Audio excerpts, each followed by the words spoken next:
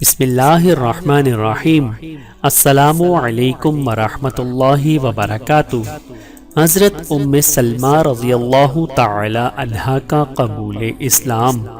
ام المؤمنین حضرت ام سلمہ کا آغاز نبوت میں اپنے شوہر ابو سلمہ کے ساتھ اسلام لائیں اور انہی کے ساتھ حبشہ کی طرف ہجرت کی۔ حبشے میں کچھ زمانے تک قیام کر کے مکہ واپس آئیں اور یہیں سے مدینہ ہجرت کی۔ ہجرت میں ان کو یہ فضیلت حاصل ہے کہ وہ پہلی عورت ہیں جو ہجرت کر کے مدینے میں آئیں۔ ہجرت کا واقعہ نہایت عبرت انگیز ہے۔ حضرت ام سلمہ اپنے شوہر کے ہمراہ ہجرت کرنا چاہتی تھیں۔ ان کا بچہ سلمہ بھی ساتھ تھا، لیکن حضرت ام سلمہ کے قبیلے نے مزاحمت کی تھی، اس لیے حضرت ابو سلمہ ان کو چھوڑ کر مدینہ چلے گئے تھے اور یہ اپنے گھر واپس آ گئی تھی۔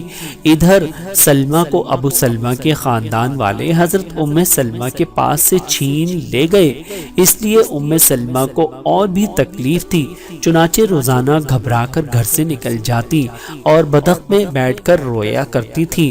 7-8 دن تک یہ حالت رہی اور خاندان کے لوگوں کو احساس تک نہ ہوا۔